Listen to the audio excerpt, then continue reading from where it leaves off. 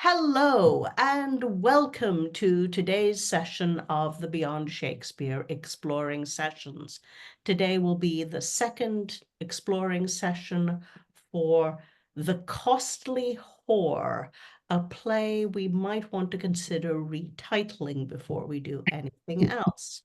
So there's been quite a lot of plot and quite a lot of talking. So let's see. Constantine and Euphrata are in love, but her brother, the Duke, didn't want them, father, the Duke, didn't want them getting married. So that's off, except now Constantine is doing all the Duke's odd jobs. Is that right? In Meanwhile, disguise. the Duke has married a very successful courtesan, the costly whore, presumably of the title.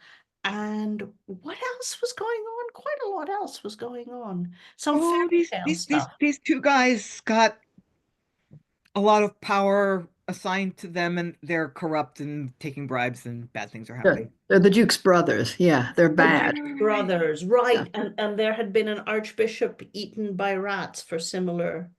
Yeah. On. Yeah. Yeah. It's a long story. See the first video. The Duke disguised himself as well. But just briefly. Just to get to know Valentia. Yeah. Where it brings us then. Yes. So today we have reading Euphrata, Vandermas, and Otto. Donald in Northamptonshire in England.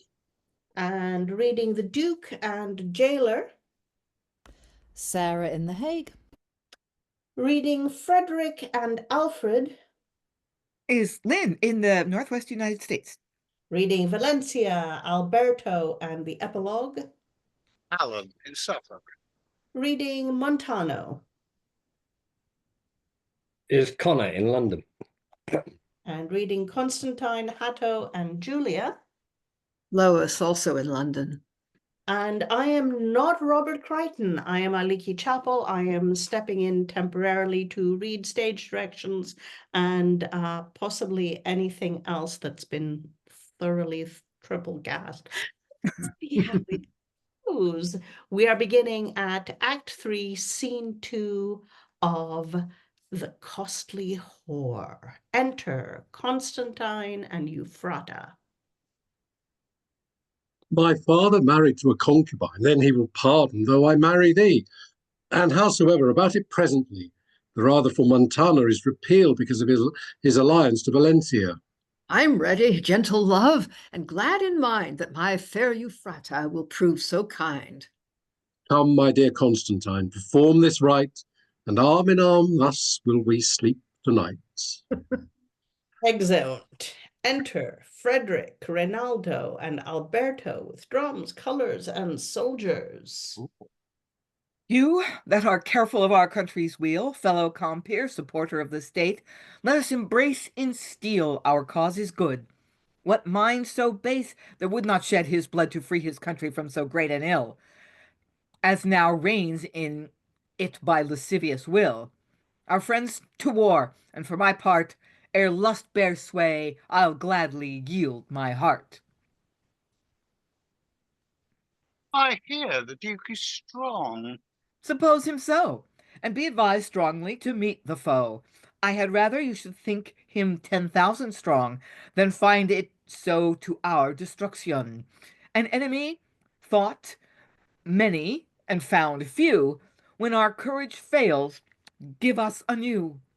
Alarum. The Duke's drum. They are welcome to their death. The ground they tread on covers them with earth. Exeunt. Enter Frederick and Duke severally. The enemy sends for the champion to encounter me. I heard him use my name. The honor of the combat shall be mine. Come, boy, retreat not. Only I intend with thy life's loss this bloody war to end. My natural father in blood I feel, passion more powerful than that conquering steel. Why dost thou pause, base boy? Thy sovereign's come to inter the life I gave thee in this tomb. My father, oh my father, nature be still that I may have fame, or he his will.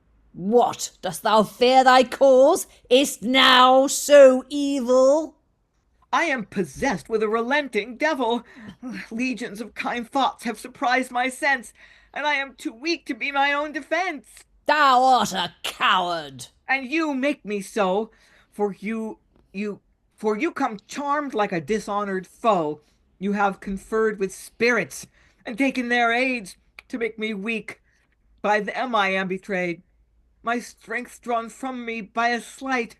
What other means could hold me from the fight? I have no spells about me. 'Tis untrue, for natural magic you have brought with you. And such an exorcism in your name I shall forbear the combat to my shame. But that I am no coward, from your host elect 2 of the valiantest that dare most, double that number, treble it, or more. I have heart at will to encounter with a score. Or had yourself come in a strange attire, one of us twain had lost his living fire. I'll try your valour. See, audacious boy, thou art encompassed with a world of foes. Montano, Alfrid, Vandermas, and all. My Duchess comes too. Behold thy fall. If thou hast spirit enough, now crave her aid. Never was poor venturous soldier worse apaid. And exit Duke. My desire now from the sky of stars dart all your deity, since I am beset in honorable wise, pay all nature's debt. They fight. Frederick beats them off and courses the Duchess over the stage. Right. Ooh. So that's quite a scene to come back into a play from. Why are we at war? Is it over the marriage? Yeah. Okay. So Yeah, actually threw a tantrum yesterday when his father said, I ain't going to marry her. He was like, no, you can't marry her. Don't be so ridiculous. That was how the that's right. scene ended. Yeah. Yeah, so quite a lot of people joined the rebels because they think this was a rather bad idea, marrying Valentia. I'm confused by the stage directions. Yeah. Well, it doesn't. We had this last week where characters exit and then come back straight in for no apparent reason. And then at the end of the scene, it says exit Duke, and then they fight. Well, I think the Duke said he was going to send 2 other guys to fight Frederick, since Frederick So couldn't they fight fight. his It's own just father. so they're seconds, right? Okay. Yeah. Well, Okay, so what do we make of that little scene? Short and sweet, got the point across? Reinforces the fact that could well be a good point to put the interval, because it comes in back nicely with a bit of a bang. Yeah. Yeah, although, I mean, I was quite confused as to what was going on, but I suppose... Yeah. Yes, I don't understand this bit. I mean, Frederick, I think it's Frederick speaking, says, the enemy sends forth a champion to encounter me. I heard him use my name. Maybe he used it off stage or something, but I mean, nobody said anything about Frederick on stage. No, that's true. I guess Frederick and the Duke come on separately through 2 different doors, face each other, and then Frederick recognizes that it's his father, and of course is overcome by filial piety, and that's why he can't strike him. Right. So We're he supposed to said, think you what a know. good guy, he's got the right in terms of the moral high ground in the conflict, but he can't kill his own father. We're like, oh, he's such a great guy. Yeah, whatever. Yeah. Bad, yeah.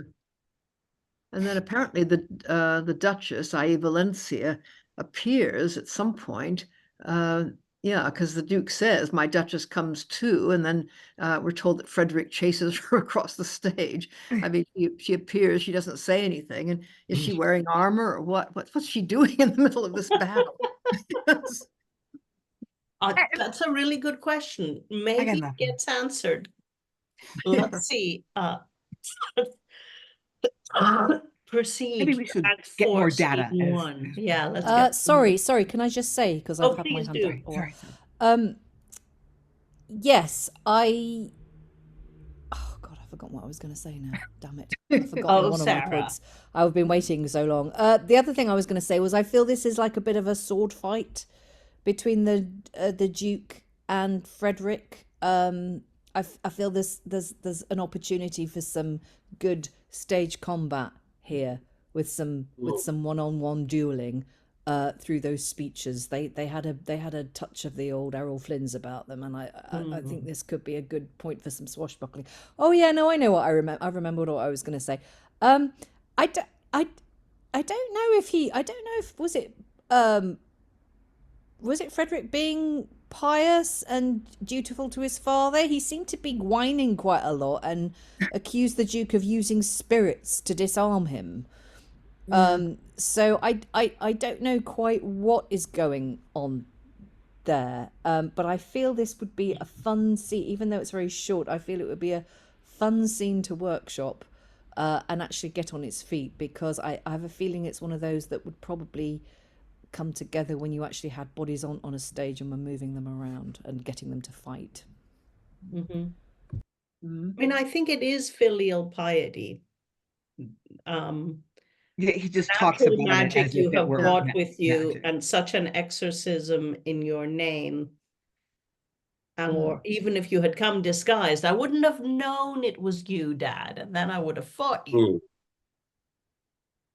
Okay. I agree. There's fun to be had, and there's also the battle of Frederick and the other two, which, one swordsman beating two is always fun.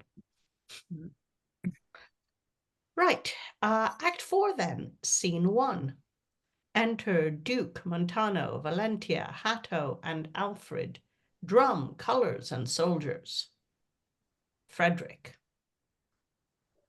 Our anger long ago, renowned lords, is satisfied in fair Valentia's love. Behold our proud son, and these traitorous crew that dares confront us in the field of Mars. You have been too patient, my beloved lord, in calming these tumultuous, jarring spirits.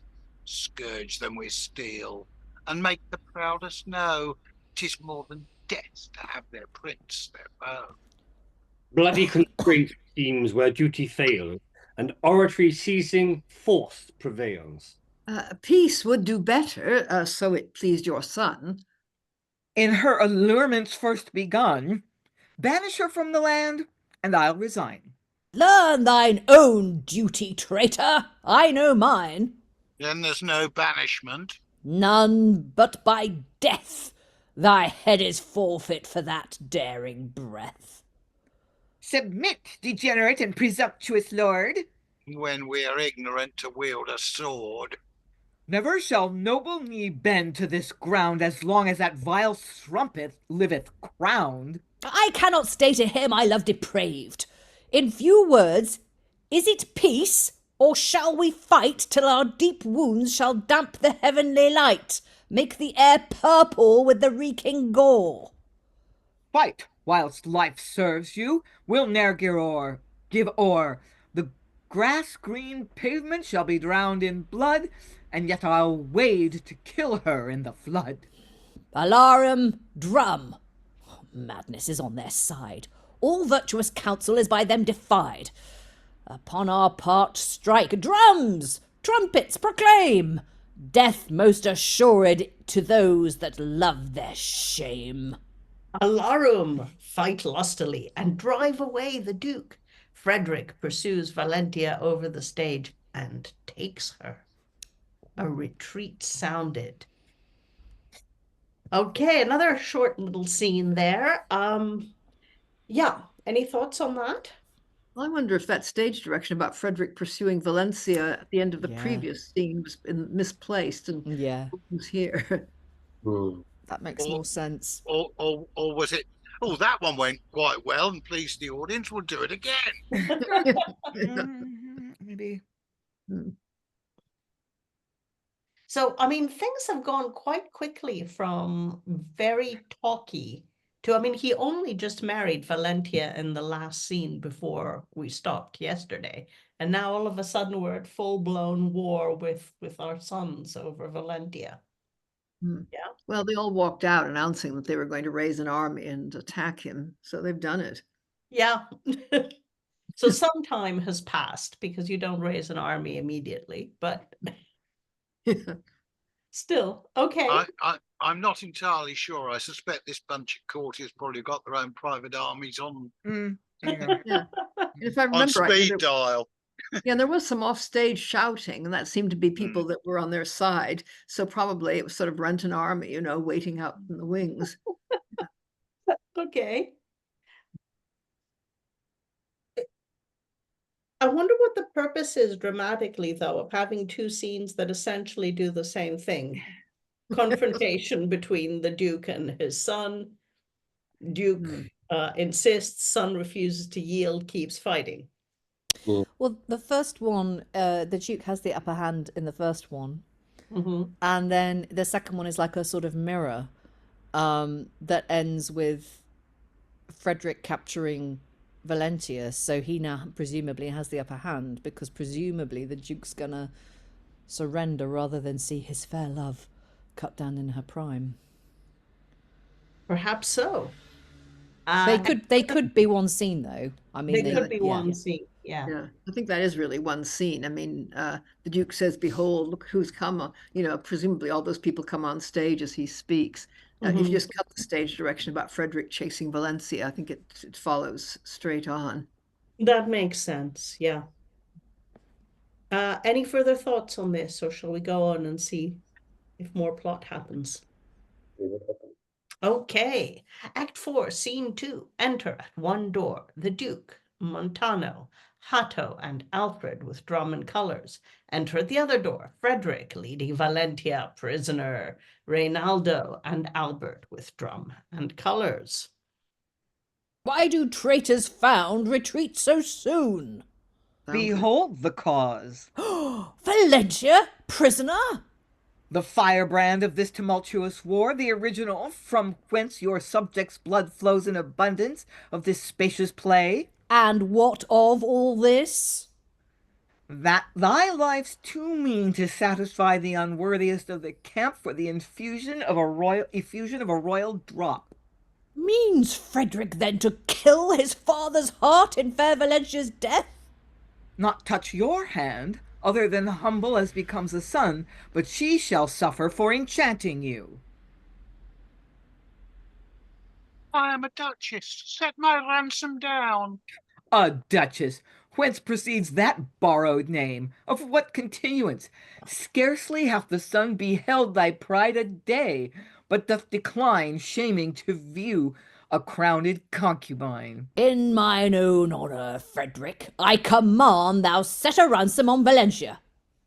What honour's that? Your dukedom's interest? Your princely birth? Your honourable fame?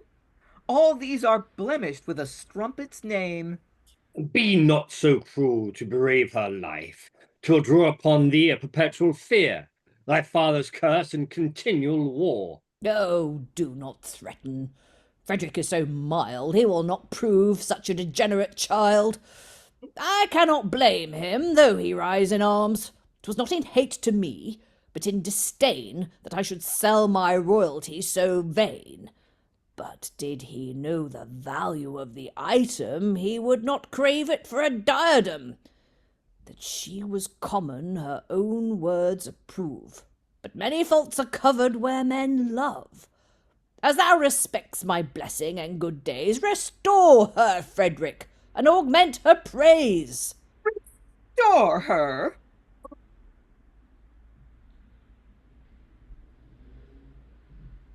No idea who Alberto is. That's shouted. Never. Never. Alberto, thou art kind, and I ne'er wronged thee. Do not change thy mind. You do abase your honour to entreat. How can I choose my affection? How can I choose? My affection is so great. Your power is strong, the enemy is weak. In her destruction all my powers will break. as thou dost hope of kindness in thy choice, if e'er thou love, give ear unto my voice. Turn not aside thy eye, the fears I feel makes me to bow where 'tis thy part to kneel. Lo, vassal-like, laying aside command, I humbly crave this favour at thy hand. Let me have my beloved, and take my state. My life I undervalue to that rate. Crave anything that in my power doth lie, 'tis thine. So fair Valentia may not die. My soul is grieved, and it appalls my blood to see my father puzzled in such mood. Yet shall she die. I'll do as I have said. With mine hand I'll chop off the strumpet's head. Kill her, my lord, or let me have the honour. Tigers would save her if they looked upon her. She is so beautiful, so heavenly bright, that she would make them love her for their sight. Thou art more rude than such, if thou proceeds in the execution of so vile a deed. Remember one thing, I did never love till thou, my Frederick, brought that fatal glove. That, and the owner's name thou didst descry, only for that cause let not my love die. Oh, gods! Cannot my kneeling serve? My tears prevail? When all helps fail me, yet this will not fail. Proffer thy weapon to her beauteous side, and with her heart, my heart, I will divide. Entreaty I'll urge none more than are past, and either now relent, or here's my last. Stay. If I should relent, will you agree to sign our general pardon presently? By heaven I do. I freely pardon all, and a reward I give in general. Then take her. You deserve her, were she better, making your crown and life to be her debtor. Welcome 1,000 times. Oh, welcome, sweet wife. Never more dear than now. Oh, I have sold thy life. Wife. Wife. Wife is talking, but we can't hear her.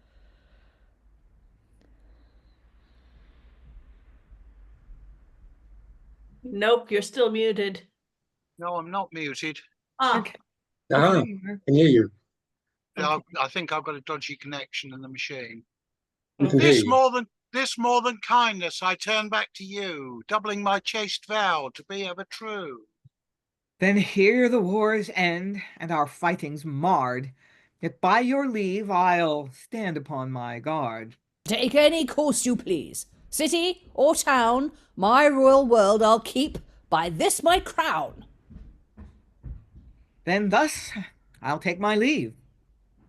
Since we must part, farewell, my son. All farewell, with my heart. And exiled Frederick and his allies. 'Twas well, my lord, 'twas a good policy to gain your bride.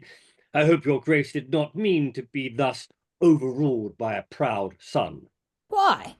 Think you he intends some treachery? Why not? And did release Valentia to blind your eyes. He that could be so proud to rise in arms against his natural father hath courage to do more when he sees time. But I have pardoned that offence by oath. It were no perjury to make him know he is your son, and a son's duty owe. This sequestration will in time aspire unto a flame shall set your realm on fire. War, when a subject hath the means of will, 'tis not enough to say he has no will, for will is altered by the place and time, and he that once up knows the way to climb. I speak perchance like a prophetic fool, but these are wise can console, and with your bride wisdom adviseth timely to provide. What thinks my love of Frederick's reconcilement? That he has spirit enough to be a traitor. Aye, but I am beholding to him for a life, and he may brag he gave your grace a wife. A good old man, he could not choose but feel shame, some small remorse to see you kneel. Pray God he gave me not into your hand, that he might be the ruin of your land. Thinks my love so? But, brothers, what's your censure? Oh, I am no politician.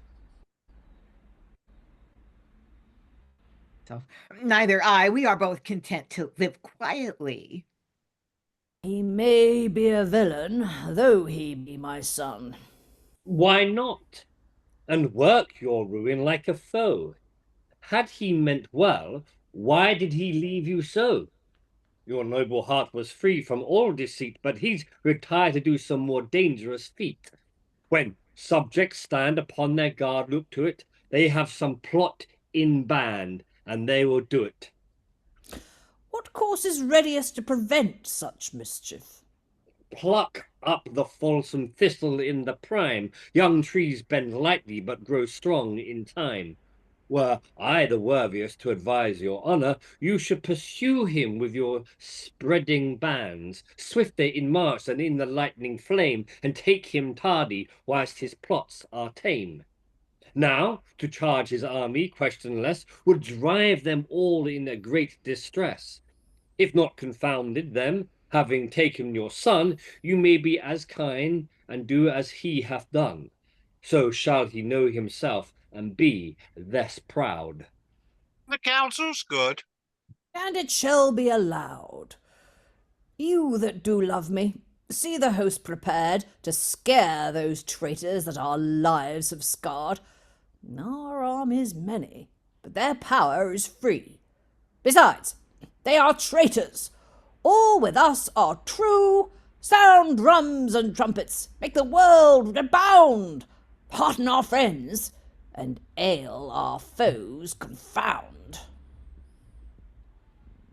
Hey, alarum exeunt, and that was the end of Act 4, Scene 2, in which, okay, let me see if I can get that right.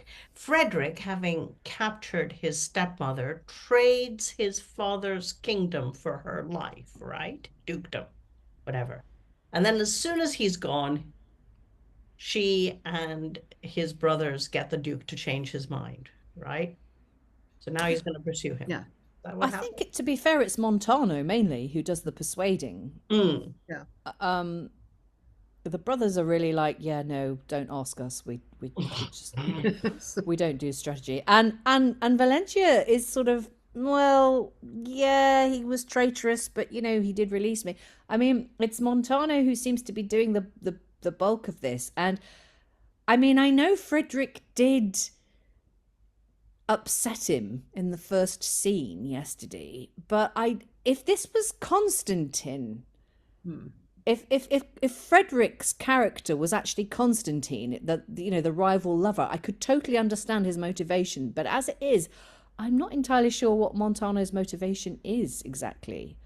Apart from, I mean, he does say that, like, and then you can pardon them the way they pardoned you, and that will hopefully make them realize the error of their ways. So maybe the stakes aren't actually that high.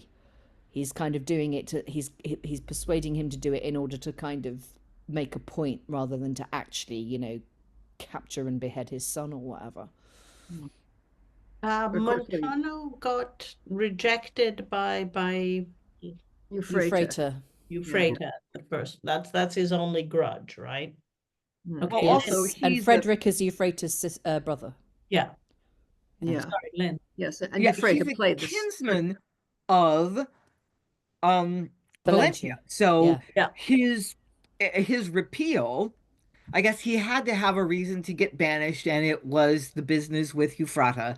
But his repeal and his influence at court depends on her position. So he's saying, oh, I don't know, maybe you should punish Frederick for what he's done, because he wants to protect his position by way of Valentia's position as someone powerful and influential.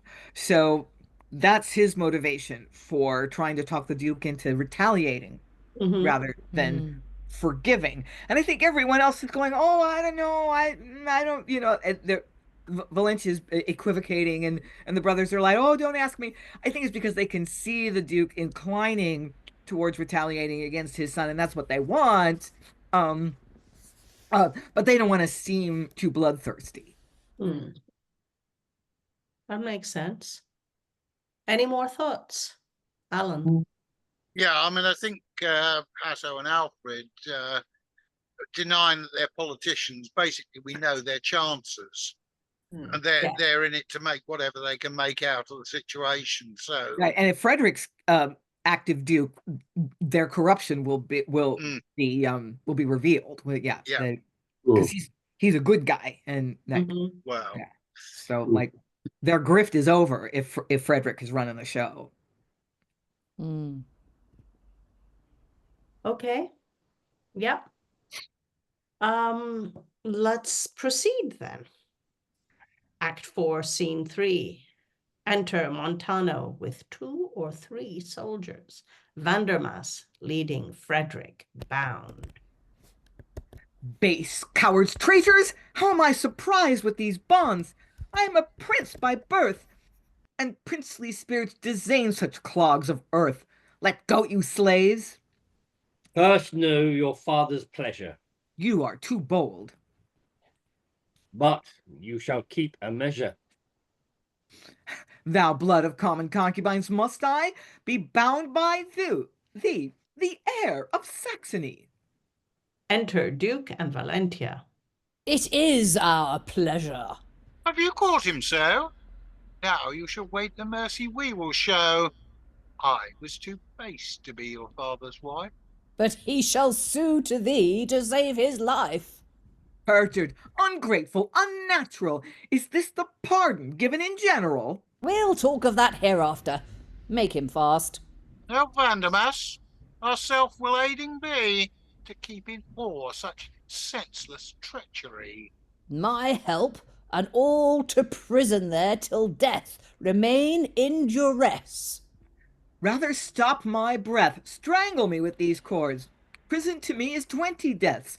I will have liberty. Now, as you are a father, be more kind. You did not find me so stern in mind, and you, forgetful of the life I saved. Shall a duke's son by treason be thus slaved? If you suspect my love, grant me the fight. I dare in single combat any night, any adventure, any pandarus hind, to prove my faith of my unfeigned mind. Away with him. I see my death set down, and some adulterous heir must wear that crown. To entreat a Rodolph?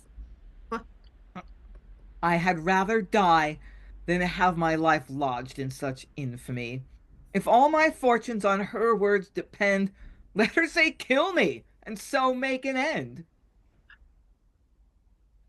Why stay you? Good, my lord. Oh, peace, untaught groom, my heart so great that I'd forerun my doom. There's no release meant. You have vowed, I see, to damn your souls by willful perjury. Yet that I am myself, let these words show. To die is natural. 'Tis a death I owe, and I will pay it. The mind is free, as I enjoyed in my best liberty. But this assure yourself, when all is done, they'll kill the father that will kill the son. Exit Frederick, who knows a good exit line when he says one. So there. What's to be done now? Seal unto his death. Your warrant never sooner takes effect. 'Twill be a means to make him penitent, and pardons meet for such as do repent. Seeing his fault, he'll taste your mercy best, when now he proudly thinks he is oppressed. A warrant shall be signed, and unto thee I do commend it. Deal not partially. If he be sorry, and in true remorse, cancel the writ. Else let it have full force. Had I 10 sons, as I have only this, they should all die ere thou, Valentia, deprived of bliss.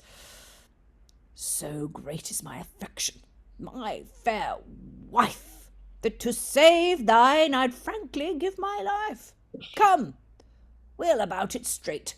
All time seems long when thou hast found slight cause to fear my wrong. Which I'll take, and a conclusion try. If he can love, he lives. If hate me, die. For howsoe'er I seem to scorn the man, he's somewhat dear in my affection. Here come your brothers. And indeed enter Alfrid and Hatto. May it please your grace, by chance, entering into St. Mary's Chapel this morn by break of day, I espied that I know will vex your excellence. Your daughter, Euphrata, is married to the ambitious beggar Constantine. My daughter married my chamber squire? Your excellence did banish me the land, because I did suspect her with that fellow. He shall be tortured with the extremest plague for his presumption. Have you brought them, that I may kill them with a killing look? Without direction, we have ventured to lay upon them your strict command, and they attend. Bring the presumptuous.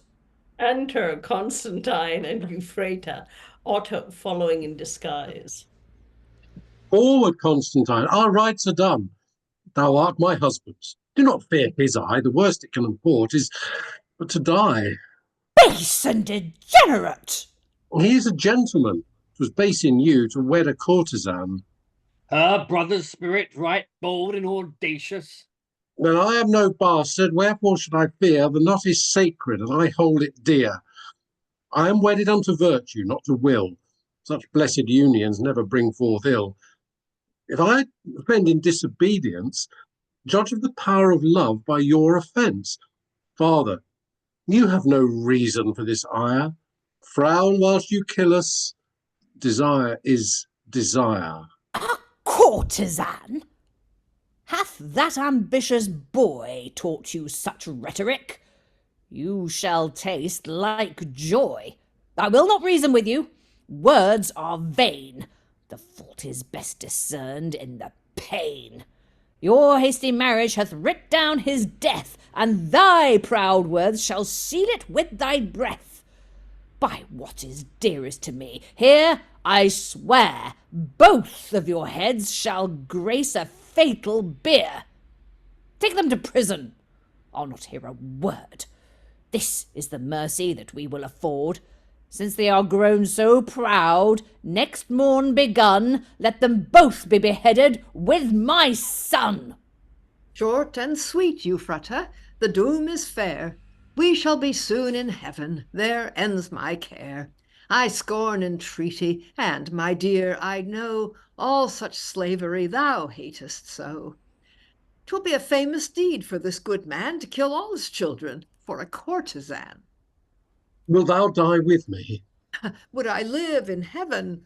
Thou'rt now too high for me. Death makes us even.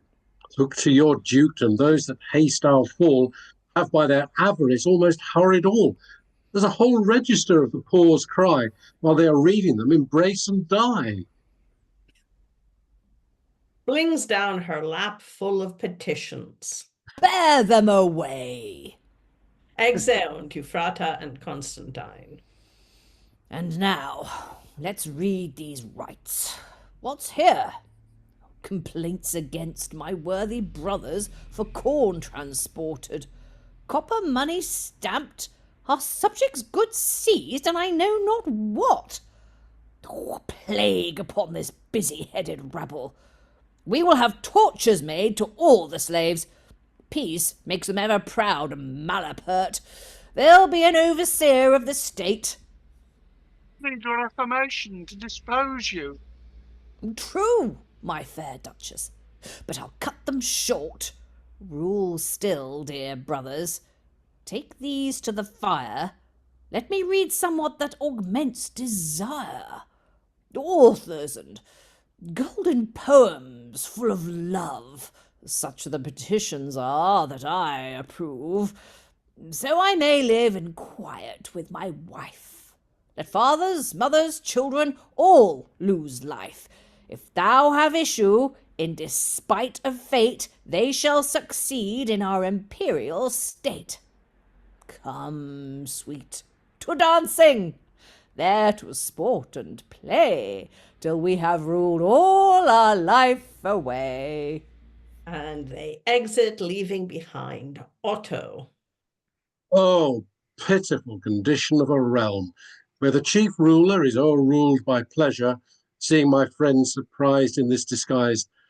I followed him to meet the consequence, and to my grief I see his marriage rites will cut him short of all this earth's delights. What's that to me when Constantine is dead? I have some hope to attain her nuptial bed. She is doomed as well as he to die. Can the Duke act his daughter's tragedy? It is impossible. He will relent, and I'll persuade her freely to repent. It is most likely that he will agree. He's so far spent in vile tyranny, the commons hate him for the wrong he hath done. By his brother's means, the nobles for his son. Famine spreads through the land, the people die, yet he seems senseless of their misery. Never were subjects more misled by any, or any sovereign hated by so many. Constantine, to thee I cast an eye. Shall all our friendship end in enmity? Shall I, that ever held thee as my life, hasten thy death that I may get thy wife? Or love or friendship, whether shall exceed? I'll explain your virtue in the following deed. Exit. Okay, and that's yeah. So all I had are in Zeus, love I with had war. forgot Otto. Yeah, I mean, he's been quiet for a bit. Yeah, we met him, I think, in the first scene where First, yeah, and then he's cleared off for a while. yeah, Yeah, where he he sent went, that oh, message I've in the just met Conrad. Euphrata, my best friend's intended. Gosh, she's great. I want her. Yeah, but after that, he sent her a love letter in a pomegranate, and Oh, Constantine oh, read it. That's right. yes. So Okay. then Otho got away. I mean, Yeah. thought there was no point in hanging around, but now he's followed in disguise to see what's happening. And now he can't decide. And so he kindly sets it up for the audience. What do you think I'm going to do? Love or friendship? Yeah, let's see what happens. Let's see. Yeah. Okay, that's fun. Yeah, I guess that's why he's there, is to cut the Gordian knot of the father-son Mm-hmm. conflict. But this reminds me a little of that creative writing class exercise where you pass a story back and forth between a couple of people, and I it's think always a clusterfuck. I mean, it's always, yeah, it's like, sorry. PG rated YouTube channel here, Lynn. It's always just a big mess. Mm. Because I two think it's people called- can rarely get on the same page about what the plot or the characters or the tenor. Never mind. Talk to Sarah. I'm an idiot. I think we have a theme here, and that theme is marrying beneath you, Mm. right? That's Yes. I don't know about plot, but we have a theme. Yeah, go on, Sarah.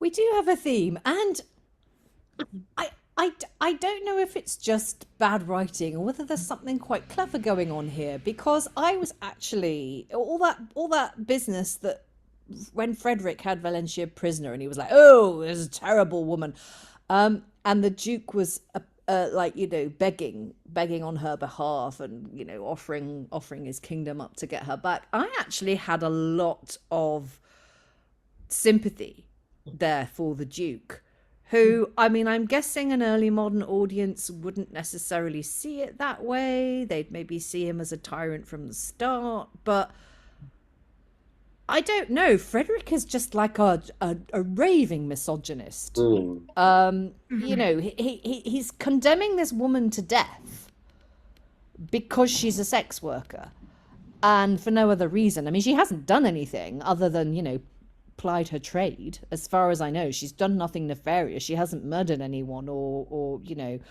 and she's behaved so far, at least, without any. It's not like she's been scheming to, you know, topple anybody.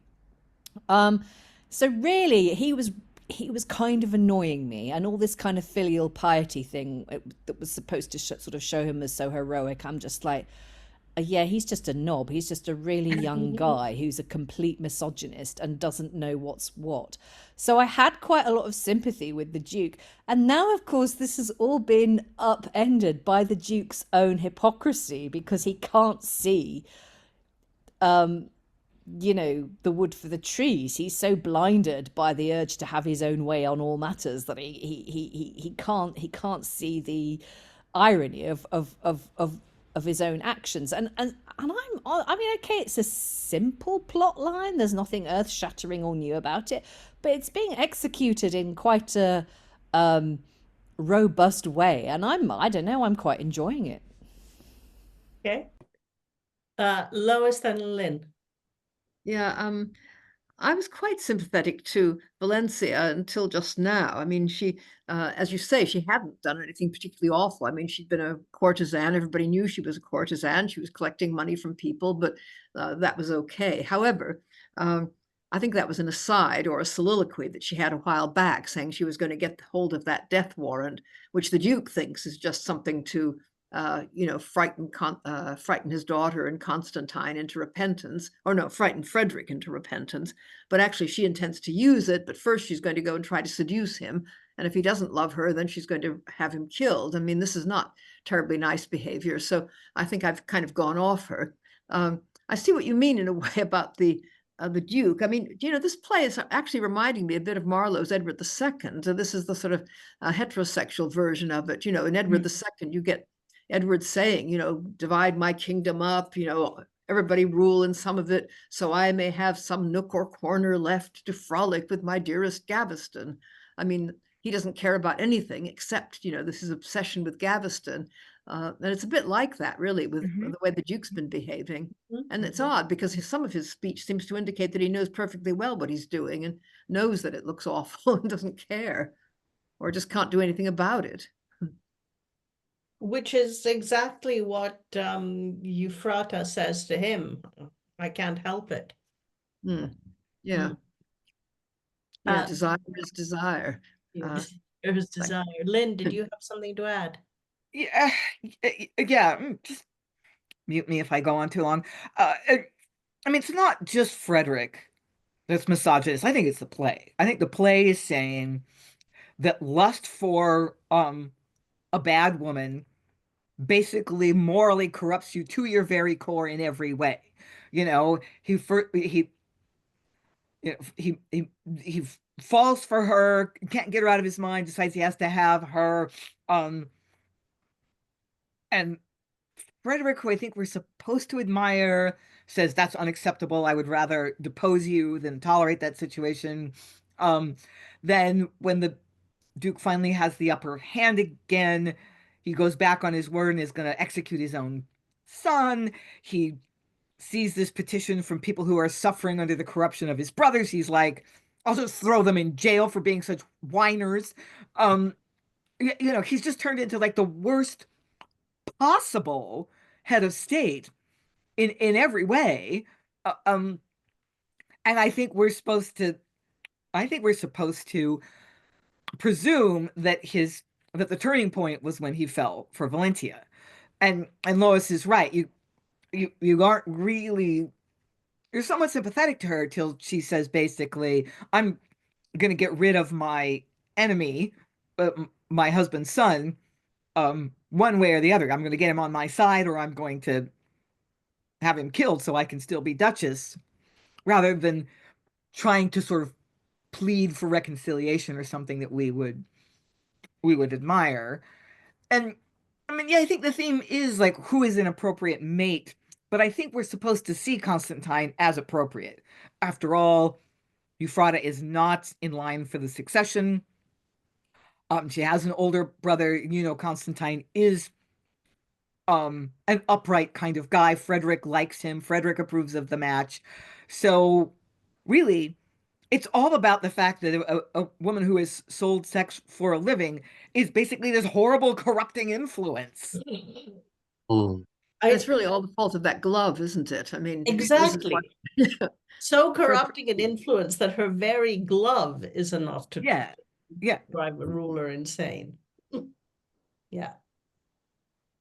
Well, is she a magician or is she just a naughty girl? Hello, Donald. Yes. Hello. Just going back to what Lois was saying about the Duke's sort of neglect of the kingdom. I think Otto's speech at the end of that scene, I think I'm right in saying that's the first time that we've seen the effect of his obsession, but that's the first time we've actually heard about the effect of his neglect of the kingdom, isn't it? Mm-hmm. That people are really, really fed up with the fact that but that's the first time it's been articulated in the play.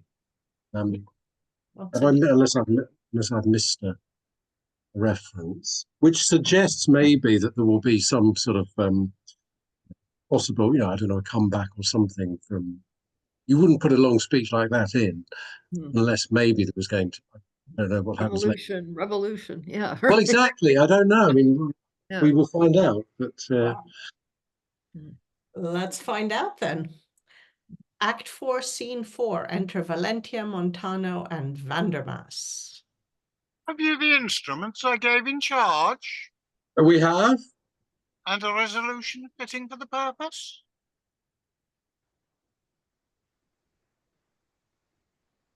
Sorry. And resolution fitting for the purpose? All things are ready with our faithful hearts.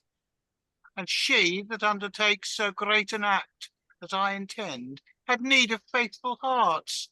This is the prison, and the jailer comes in happy time. Where's traitorous Frederick?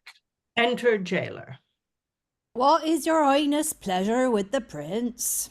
Look there if you can read. Oh, heavenly God! What do I read? A warrant for his death? Resign your keys, go weep, a dirge twain, but make no clamour with your lamentation. I dare not prophesy what my soul fears, yet I'll lament his tragedy in tears. Exit jailer. Oft have I seen a nobleman arraigned by mighty lords, the pillars of the land, some of which number his inclined friends, have wept, yet passed the verdict of his death. So fares it with the prince. Were I his jailer, and so affected unto Frederick's life, the fearfullest tyrant, nor the cruelest plagues that ever lighted on tormented souls, should make me yield my prisoner to their hands. Madam, he knows his duty and performs it. Setting aside all duty, I would die, ere like a woman weep a tragedy. 'Tis baseness, cowardice, duty. Oh, slave, had I a friend, I'd die in my friend's grave. But it's all's well for us. Hinds will be hinds, and the ambitious tread on such minds. Wait while I call you in the jailer's house. We will. Exit down to Vandermas and Montano. Enter Frederick. My lord, Prince Frederick. Woeful Frederick were a beseeming epitaph for me. The other tastes of too much sovereignty. What, is it you, the glory of the stews? Thy mother, Frederick. I detest that name. My mother was a duchess of true fame, and now I think upon her when she died, I was ordained to be indignified. She did never increase my princely father to the destruction of incense my princely father to the destruction of his loving son. Oh, she was virtuous, truly natural. But this step-devil does promise our fall. Why dost thou rail on me? I'm come to set thee free from all imprisonment. By what true supersede us but by death? If it be so, come strike me to the earth. Thou needst no other weapon than thine eye. 'Tis full of poison. I'll die. Uncharitable youth, I am no serpent venomed, no basilisk to kill thee with my sight. Then thou speakest, Death. I am sorry I mistook. They both are fatal. There's but little choice. The first enthralled my father, the last me. No deadlier swords ever used enemy. My lot's the best, that I die with the sound. But he lives dying in a death profound. I grow too bitter, being so near my end. Speak quickly, boldly, what your thoughts intend. Behold this warrant. You can read it well. But you the interpretation best can tell. Speak, beauteous ruin. 'Twere great injury that he should read the sentence that must die. Then know in brief, 'tis your father's pleasure His pleasure, what? that you must lose your life. Fatal his pleasure, 'tis to please his wife. I prithee tell me, didst thou ever know a father pleased to his son to murder so?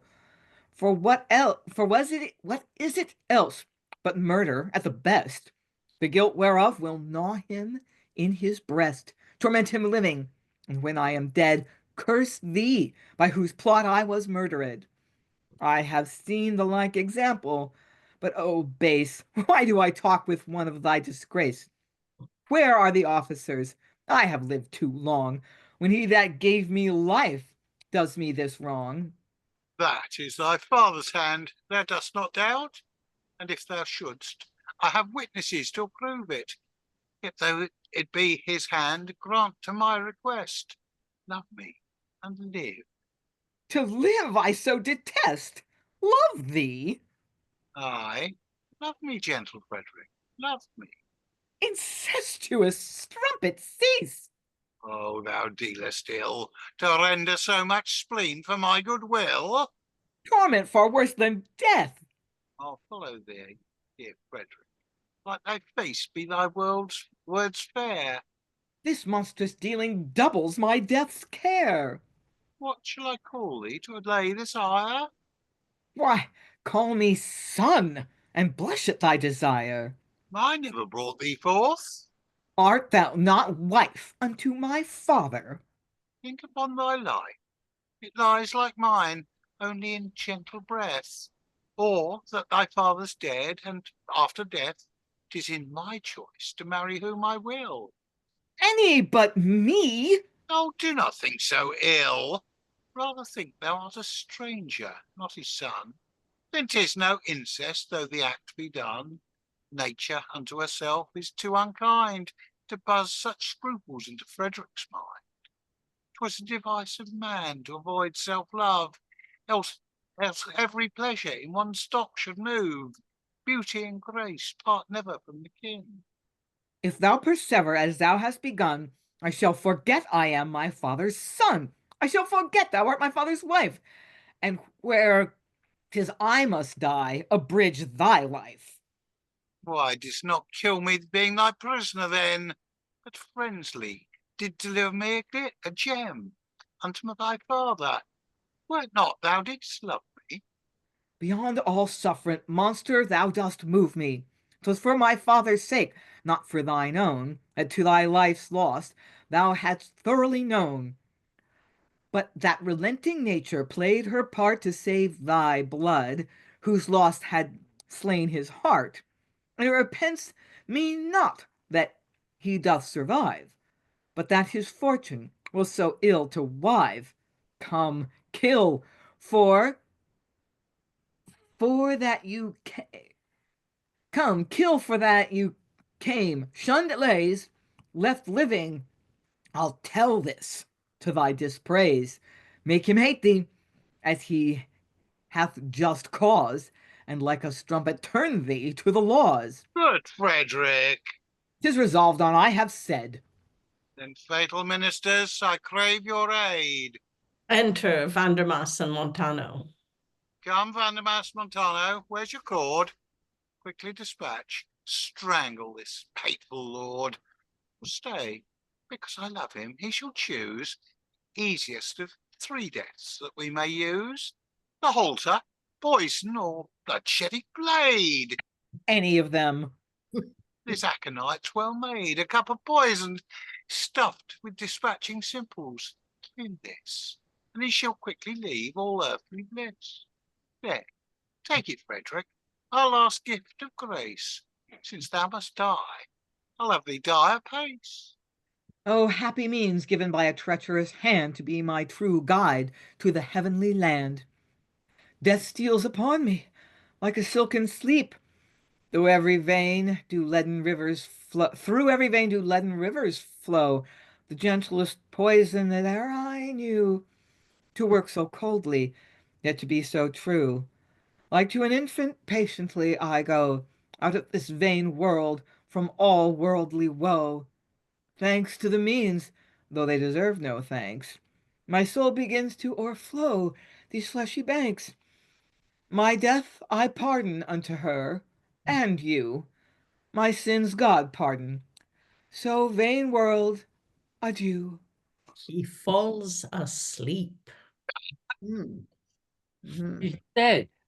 Why does your highness laugh? Why, Lord Montano, that I love to see.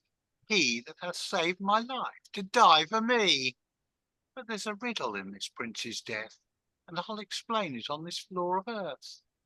Come, to his sister's execution go. We have variety of joys in woe. I'm sure you have heard his excellence did swear both of their heads should grace a kingly bier. Upon a mourning hearse let him be laid. He shall be entombed with a wivet maid. Exeunt. Well, okay. Yeah. I knew she wasn't a baddie. I mean, Not quite okay. right. She's just putting everyone to sleep so that she can say to the Duke, now see what you've done. All your children are dead. Aren't you sad? And when he goes, oh, I'm really sad now, she'll go, aha! They're actually all still alive. Thanks to me. That's what's going on here. Yeah. Okay, well, that prediction is noted. I'll Venmo you 10 euros if that's true. But I mean, I don't think this is, I mean, it does say he falls asleep. I Yeah, mean, I yeah. don't think he's Yeah, not dead. yeah. So The Yeah. play is telling us that it's one of those, Hmm. early modern play, bingo, sleeping potions that looks like death. mm. But I don't think she's a good person. I don't think we're supposed to. Somebody else I kind of hope probably you're right. I mean, substituted the sleeping pill, the usual thing. Yeah. I mean, how does he know anyway? He said it's the gentlest poison he's ever had. And how many poisons has he taken in his life? Yeah. I mean, I will also believe that she's saving his life to use him for her pleasure, but not necessarily in order to make his father. Oh, yeah. Okay. Oh, okay. That's the very cynical That- interpretation. cynical? Yeah. never. Poison your own Yeah. toy, boy. Yeah. Yeah. They need is to bring the Duke to overhear that when he wakes up and finds her hovering then- over him. That way Or She does then Or- say, oh, sorry, go on then. Otto has been posing as a, what do you call it, for pharmacist, yeah. Cunning man, apothecary, yeah. and sold, and he's the one that gave her fake poison. That But could be. she's Although laughing, so she knows that he's not dead. She knows he's not dead, and then she says, come to his sister's execution, go. I assume she's going to do the same thing to Euphrata as well. I mean, I don't know. Okay, well, Yeah. I'm willing to give her the benefit of the doubt as long as it takes us to read the next scene. And, any Frederick is further just thoughts such a... on the... Yeah, Frederick is just such a pain in the arse. I What a can't... wanker. He really Oh, is, yeah. He I really mean, is like, I know he's meant to be the hero, but he's such a whiny little shit. I can't, I can't get with him at all. Like, it's just, oh, anyway, Nah. sorry. Yeah, you yeah, want no, to smack it's him. very You do, sickening yeah. kind of virtue, isn't it? I would Mm. rather be dead than be saved by you, you slut. Yeah. I know. Right. Shall we continue? Hmm. Very exciting. We've got Yes, a new let's. act coming up. Act 5, Scene 1. Enter Duke, Hatto, and Alfrid. Bring forth the prisoners. Where's my beauteous Duchess, that she may see the ruin of her foes? She that upbraided her with slanderous words, she that in scorn of due obedience hath matched the honour of the Saxons' blood unto a beggar. Let them be brought forth. I will not rise from this tribunal seat till I have seen their bodies from their heads. Here comes the Duchess with the proud Frederick's hearse. Enter Valentia, Montano, Vandermas with others bearing the hearse, with Frederick on, covered with a black robe. So set it down. Why have you honoured it with such a sable coverture? A traitor deserves no cloth of sorrow. Set it down, and let our other offspring be brought forth. My beauteous, lovely, and admired love, come sit by us in an imperial chair, and grace this state throne with a state more fair. My gracious lord, I hope your excellence will not be so forgetful of your honour, prove so unnatural to your loving daughter as to bereave her of her life, because she has wedded basely against your will. That Frederick died deservedly, yet she may by her love's death clear her indignity. She and her love we have sentenced to die, not for her marriage only, though that deed crowns the contempt with a deserved death, but chiefly for she railed against thy worth, upbraided thee with terms so monstrous base that naught but death can clear the great disgrace. How often shall I charge they be brought forth? Were my heart guilty of a crime so vile, I rend it forth, then much more kill my child. Oh, that this love may last, 'tis strung so high, like flowers at full growth, that grow to die. Enter Julia with a veil over her head, Otto with another, with officers. What means these sable veils upon their face? In sign they sorrow for your high displeasure, for since the hour they were imprisoned, they have lived like strangers, hoodwinked. Together you may achieve great fame, victorious lord, to save the lives of two such innocents. 'Tis pretty in thee, my so-loved Duchess, to make this princely motion for thy foes. Let it suffice. They're traitors to the state, confederates with those that fought my life, akin to Frederick, that presumptuous boy that durst bear arms against his natural father. Are they more dear than he? Off with their veils! Oh, yet be merciful unto your daughter. Oh, you make me mad. Headsman, dispatch, I say. They are doomed to die, and this the latest day. Then let him strike. Otto pulls off his veil. Whoever traitors be, I'm sure no treason lives in her or me. How now? What's here? Otto and Julia? Am I deluded? Where is Euphrata? And that audacious traitor Constantine? Why? Fled. To whom? To safety. Here was none. I can resolve you of the circumstance. Betwixt the noble Constantine and I, noble I call him, for his virtuous mind, there was a league of love so strongly made that time wants hours and occasion cause to violate the contract of our hearts. Yet on my part the breach did first appear. He brought me to behold his beauteous love, the fair Euphrata. Her angel sight begat in me the fire of private love. I that before did like her for my friend, now to deceive him, sought her for myself. My device was known unto my friend, and worthily he banished me his sight. What's this to their destruction? Seek them forth. They are far enough for suffering such a death. I, well considering my unfriendly part, bethought me how to reconcile myself unto my heart's endeared Constantine, and seeing him carried to the prison, we followed and found means for their liberty. Are they escaped then? Both in our disguise, and we stand here to act their tragedies. If they have done amiss, on us impose the law. Oh, let our fates prevail. I ask to die, for my dear lady's sake. I for my friend. Oh, this friendly part doth make my heart to bleed within me, and my mind much perplexed, that I have been so unkind.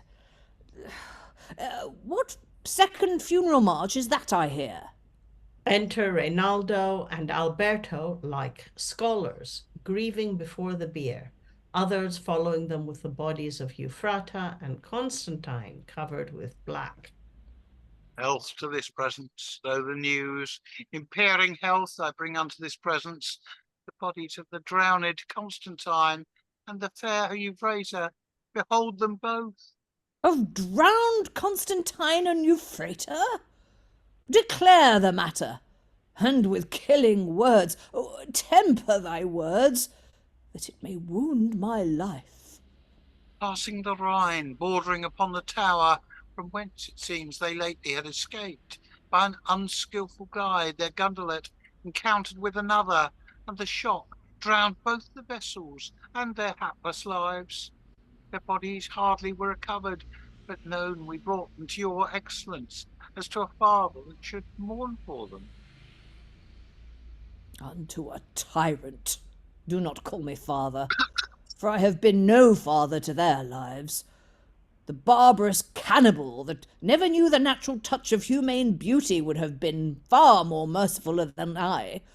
Oh, tyranny, the overthrow of crowns, kingdoms, subversion, and the death of kings. Lo, here a piteous object so complete, with thy intestine and distraught root that it will strike thee dead. Oh, Euphrata! Oh, princely Frederick! Never dear to me till now. In you I see my misery, my son, my daughter, virtuous Constantine. What means this grief, my lord? These are the traitors that you in justice sentenced to die. A treacherous son and a rebellious daughter. Those that did seek to take away your life. Bereave you of your crown's prerogative. Go hence from my sight, bloodthirsty counsellors. They never sought my life, but you have sought it. Virtuous Alberto and Rinaldo, had I given ear to them and to my son, my joys and flourish that now are done. Yet for my sake, allay this discontent.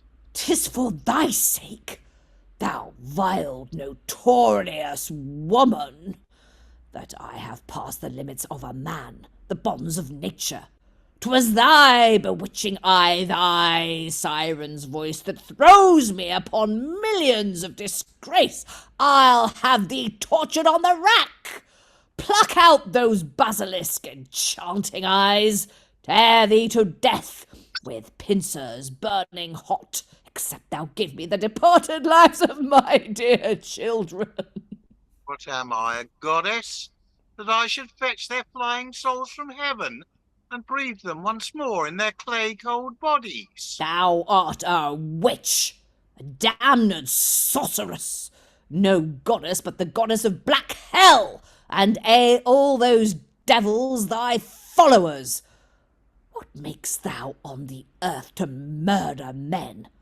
Will not my sons and daughters' timeless lives, taken away in prime of their fresh youth, serve to suffice thee?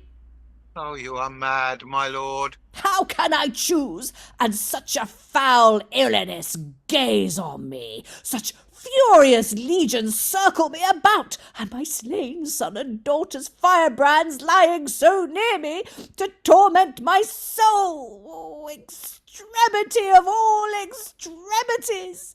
Take pity on the wandering sense of mine, or it will break the prison of my soul, and like to wildfire fly about the world, till they have no abiding in the world. Oh, I faint, I die. My sorrows are so great. Oh, mortality, renounce thy seat. He falls down.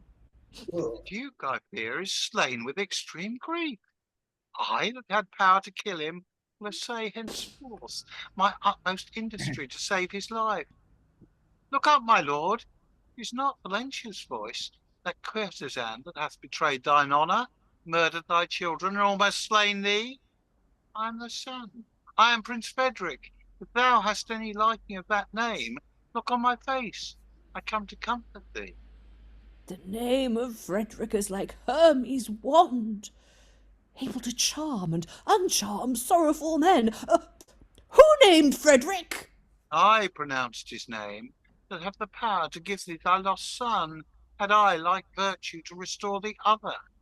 Behold, my lord, behold, thy headless son, blessed with a head, the late deceased living, as yet not fully wakened from the sleep. My drowsy potion kindled in his brain, but much about this hour the power should cease. And see, he wakes. Oh, happiness! 'Tis he! Embrace him then, but ne'er more embrace me. Where am I? In what dungeon? Where is my grave? Was I not dead? I dreamt I was. This I am sure, that I was prisoned. Thou art deceived, my son, but this deceit is worth commendations. Oh, thank my Duchess! Her discretion re-edified thy life, but she hath proved herself a gracious wife. She tempted me to lust, was in my grave. Was but to try thy faith unto thy father. Let it suffice. His hand was at thy death, but 'twas my mercy that proclaimed the breath. To heaven and to you I render worthy thanks. Oh, lift my Euphrata and Constantine, how gladly would I all my grief resign. On that condition, and with this besides, that you are pleased to pardon us and them, we do refer our persons to your mercy. My daughterly dear son-in-law, virtuous Alberto, then my friend, my joys are at the highest. Make this plain, how thee saved drowned as Frederick has been slain? Presuming on the example of these friends, and know we are all actors in this plot, boldly presented your presence with this mind. If pardoning them, your grace would pardon as, if otherwise, this was the joy of either, that death's less painful when friends die together. We do receive you all into our favour. And my fair Duchess, my unkind divorce shall be confounded with a second marriage. I here receive thee once more as my wife. You have your children. I have paid that debt. You have divorced me, therefore I am free, and henceforth will be at liberty. There's no divorce can part thee from thy lord. Like to unkindness, there is no divorce. I will no more be one unto your bed, but take some course to lament my life misled. Canst thou live better than in sacred wedlock? Wedlock to me is unpleasing, since my lord hath broken the band of marriage with unkindness. Oh, entreat her, children. Frederick, Euphrata, let me not lose the essence of my soul. Divine, oh, sorry.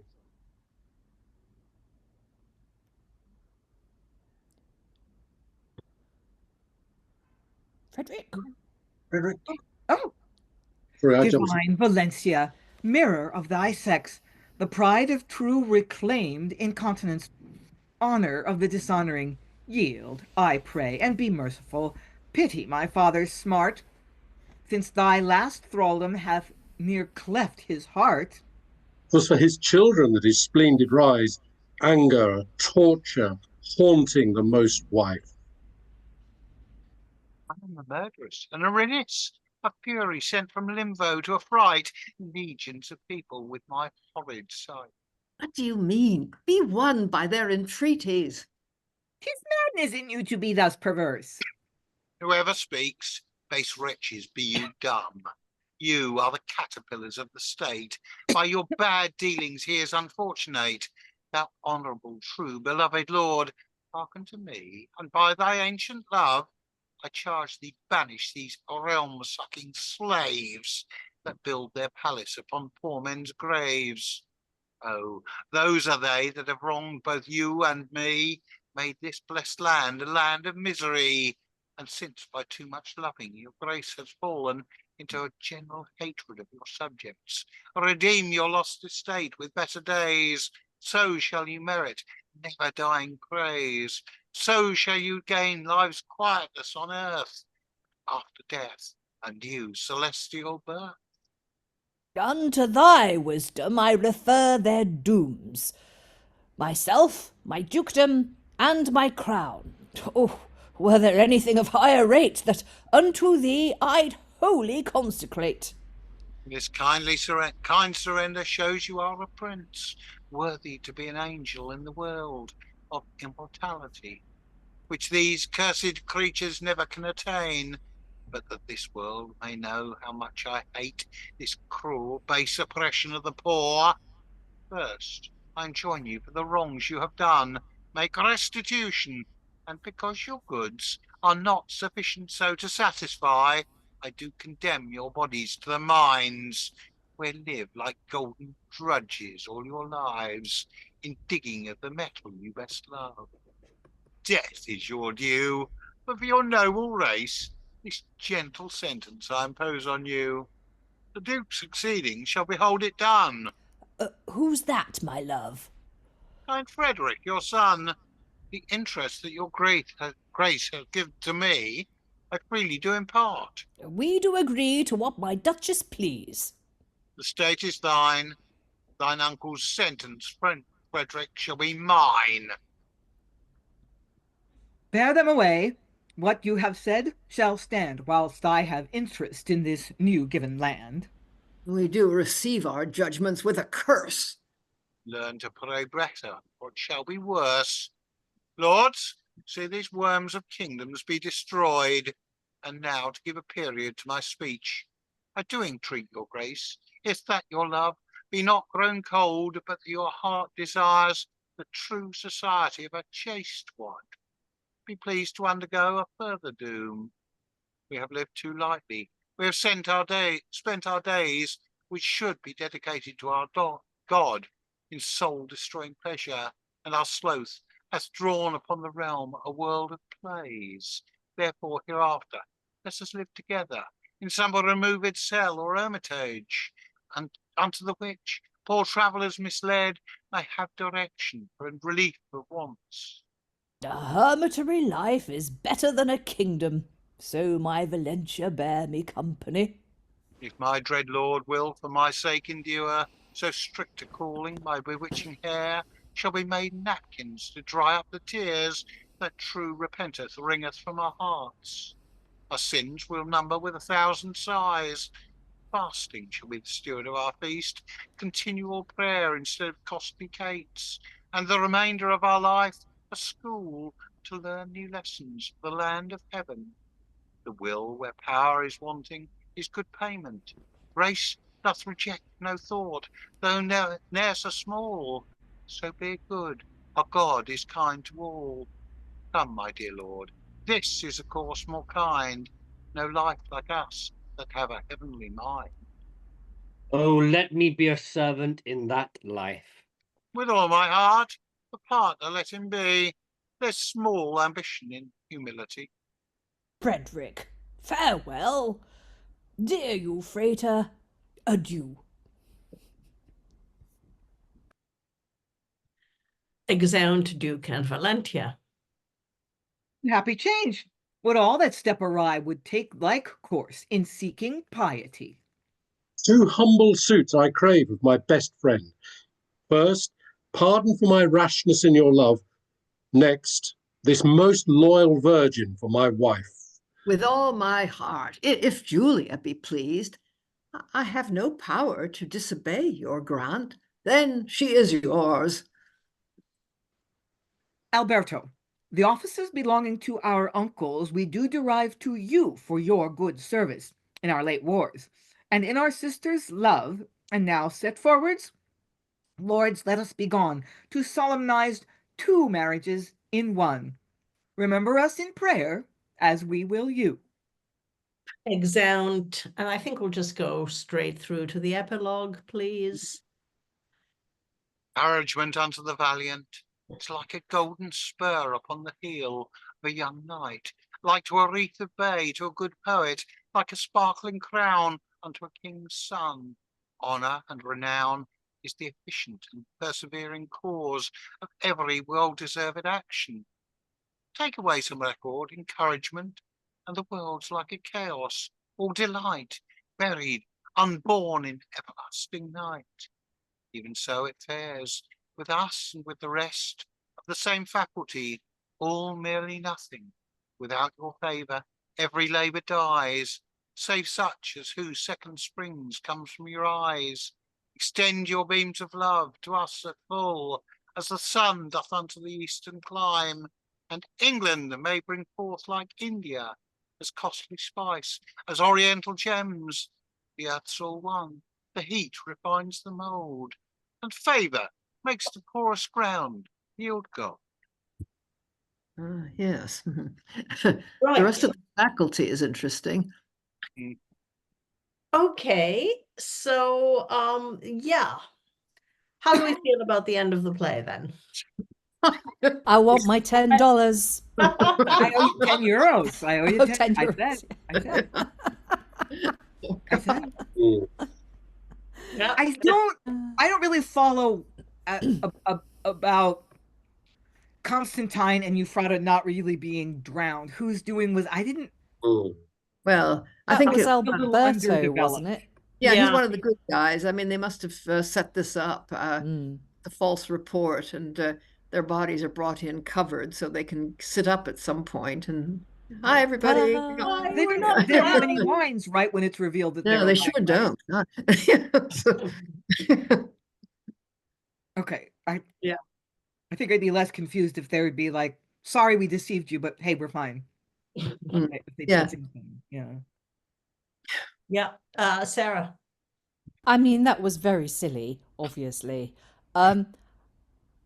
I really enjoyed it. I'm aware that most people didn't. I thought that was a scream, and I stand by, well, what Connor said yesterday about this being very Blackadder-ish. I think I'm not entirely sure about the subplot with Hatto and Alfrid. I think you could quite happily cut that out because there's not really that much of it, and it doesn't really go anywhere.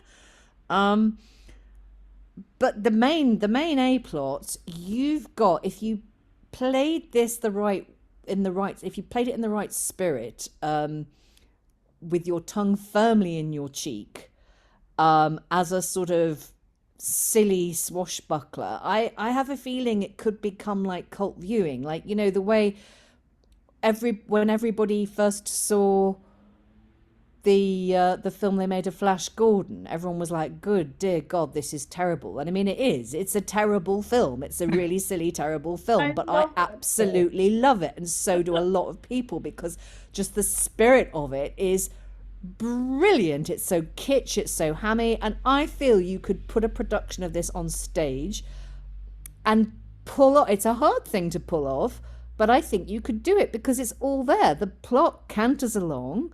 There's not really that much confusion. Yes, everybody's motives are a little bit shaky, but they frequently are in early modern drama. And I think you could actually put this on stage and have quite a hit on your hands.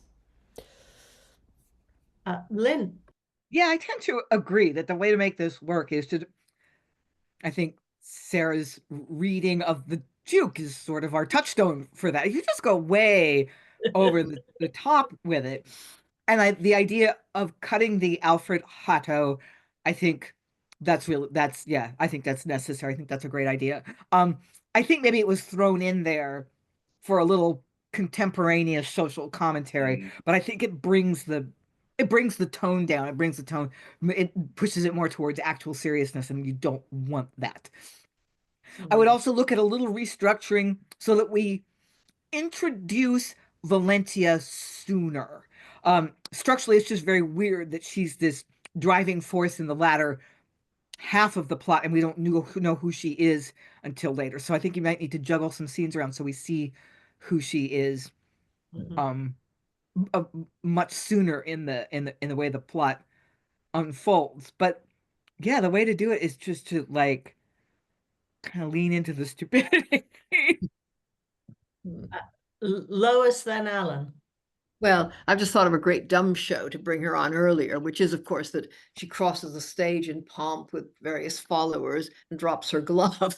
And then a bit later, Frederick comes along and picks it up. That would do it. Mm-hmm. Yeah. Yeah. Alan. Yeah, she's not actually that late onto it. I think she opens Act 2. So Yeah, but a whole act. it's only the Yeah. first act that she's missing. Yeah.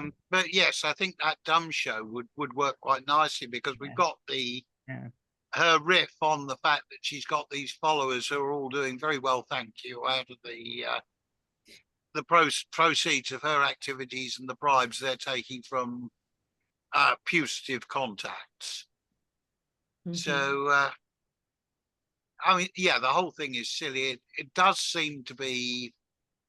I'm pretty sure there's a lot of meta stuff in here anyway, because a number of these plot lines and so on we've seen before on many earlier plays. So I'm just thinking in some ways it's almost a review type basis of a lot of the. Oh well, these tropes worked well last time we ran them out. Let's stick them all together, see what happens. Yeah. Sorry, Lois. Yes, I mean, I'm intrigued by that bit about the rest of the faculty in the epilogue, because that suggests to me this might have been, I don't know, university production. You know, a lot of students got together and did their end of term play, sending up just about every other play. I mean, it's the most extensive example of the "I did but try you" plot that one gets quite often. You know, usually it's about one scene in which somebody behaves atrociously and then finally admits that they were just doing it to test the other person. But if Valentia has really been doing that for a whole play, she's quite something. Mm-hmm. Connor, was that a hand raised? No, Donald. I was going to say, going back to the meta thing, Valencia says that they've brought forth a world of plays which are a soul-destroying pleasure. So there is that self-awareness, which I think we see all the way through the play. But yes, it sort of fits in with this idea of it's sort of that we can't treat this thing too seriously. I think if you do, you're absolutely stuck.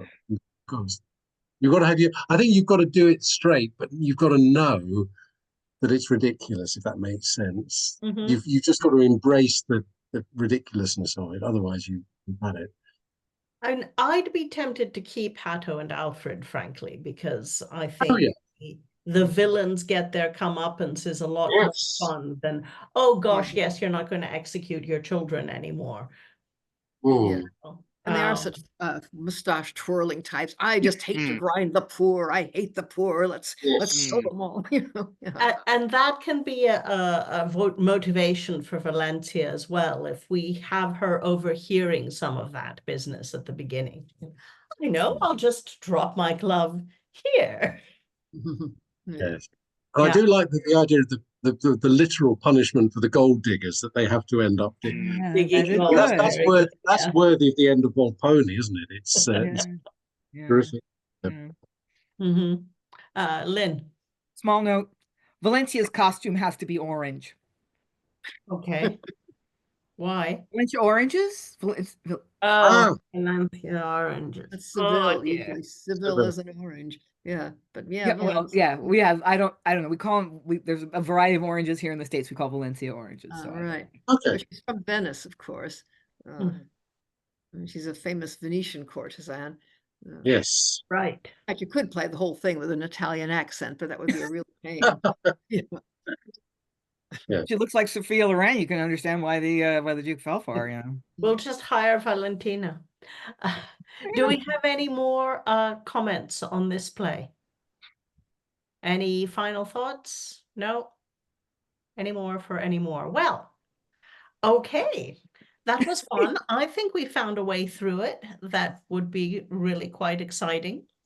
And there is nothing further left to do but to thank all the wonderful readers for their wonderful reading, and goodbye, incestuous strumpet.